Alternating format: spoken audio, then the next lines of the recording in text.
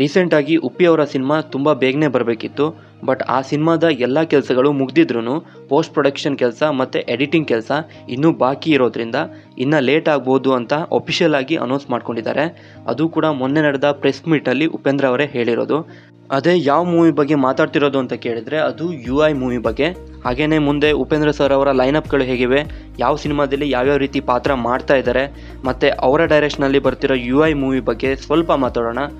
ಮೊದಲು ಉಪೇಂದ್ರ ಸರ್ ಅವರು ಯಾವ ಸಿನಿಮಾದಲ್ಲಿ ಮುಂದೆ ಕಾಣಿಸ್ತಿದ್ದಾರೆ ಅಂತ ನೋಡೋದಾದರೆ ಅದರಲ್ಲಿ ಮೊದಲು ಬರೋದು ಅವ್ರದ್ದೇ ಡೈರೆಕ್ಷನ್ ಸಿನಿಮಾ UI ಮೂವಿ.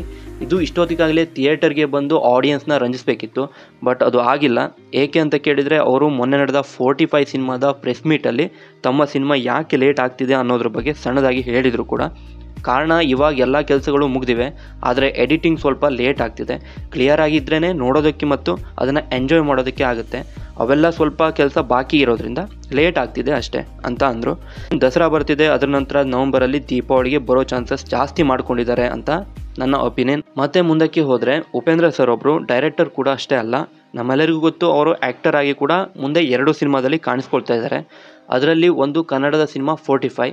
ಇದನ್ನು ಇಷ್ಟು ದಿನ ಮ್ಯೂಸಿಕ್ ಡೈರೆಕ್ಟರ್ ಆಗಿದ್ದ ನಮ್ಮ ಅರ್ಜುನ್ ಜನ್ಯ ಅವರು ಅವರ ಡೈರೆಕ್ಷನ್ನಲ್ಲಿ ಬರ್ತಿರೋ ಮೂವಿ. ಡಾಕ್ಟರ್ ಶಿವರಾಜ್ ಕುಮಾರ್ ಮತ್ತು ರಾಜ್ ಬಿ ಶೆಟ್ಟಿ ಅವರ ಜೊತೆ ಉಪೇಂದ್ರ ಸರ್ ಕೂಡ ಕಾಣಿಸ್ಕೊಂತಿರೋದು ಸ್ಪೆಷಲ್ ಅನಿಸ್ತಿದೆ. ಲಾಸ್ಟ್ ಗಣೇಶ ಹಬ್ಬಕ್ಕೆ ಒಂದಿಷ್ಟು ಪೋಸ್ಟರ್ ಬಿಟ್ಟು ಒಂದು ಝಲಕ್ ತೋರಿಸಿದ್ರು. ಡಿಫ್ರೆಂಟ್ ಆಗಿರೋ ಉಪ್ಪಿಯನ್ನು ನೋಡೋದಕ್ಕೆ ನಾವು ಕಾಯ್ತಾ ಇದ್ದೀವಿ ಅನ್ನೋ ಹಾಗೆ ಮಾಡಿದ್ದಾರೆ. ಪೋಸ್ಟರ್ ಸ್ಪೆಷಲ್ ಆಗಿದೆ, ಮೂವಿ ಕೂಡ ಸ್ಪೆಷಲ್ ಆಗಿದ್ದರೆ ಒಳ್ಳೆ ಮಲ್ಟಿಸ್ಟಾರರ್ ಕಾನ್ಸೆಪ್ಟ್ ಮೂವಿ ಆಗುತ್ತೆ ಅಂತ ನನ್ನ ಅಭಿಪ್ರಾಯ. ನಂತರ ಉಪೇಂದ್ರ ಅವರು ತಮಿಳಿನ ಮತ್ತೊಂದು ಮೂವಿಗೆ ಕಾಲ್ ಶೀಟ್ ಕೊಟ್ಟಿರೋದು. ಅದು ಕೂಡ star director and star actor ಜೊತೆಗೆ. ಯಾವುದು ಅಂತ ನೋಡೋದಾದರೆ ರಜನಿಕಾಂತ್ ಅಭಿನಯದ ಕೂಲಿ ಮೂವಿ. ಇದನ್ನು ಡೈರೆಕ್ಟ್ ಮಾಡ್ತಾ ಇರೋದು ಲೋಕೇಶ್ ಕನಕರಾಜ್ ಅವರು.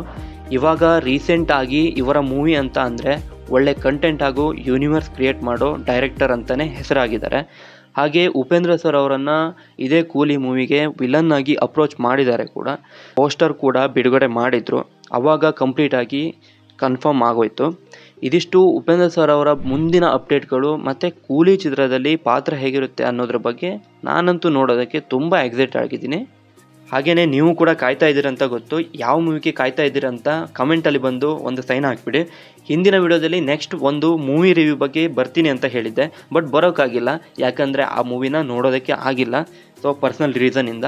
ಸದ್ಯಕ್ಕೆ ಕನ್ನಡ ಮೂವಿ ಬಗ್ಗೆ ಮಾತ್ರ ವಿಡಿಯೋ ಮಾಡೋದು ಬೆಸ್ಟ್ ಅನಿಸ್ತಿದೆ. ಇನ್ನು ಮುಂದೆ ಕನ್ನಡ ಮೂವಿ ಬೇಗ ರಿಲೀಸ್ ಆಗಲಿ ಅಂತ ನನ್ನ ಅಭಿಪ್ರಾಯ ಕೂಡ. ಏನಂತೀರಾ, ಸರಿ ಅಲ್ವಾ? ಹಾಗೆ ನೆಕ್ಸ್ಟ್ ಇನ್ನೊಂದು ಸ್ಪೆಷಲ್ ಆಗಿರೋ ವಿಡಿಯೋ ಮೂಲಕ ಸಿಗ್ತೀನಿ.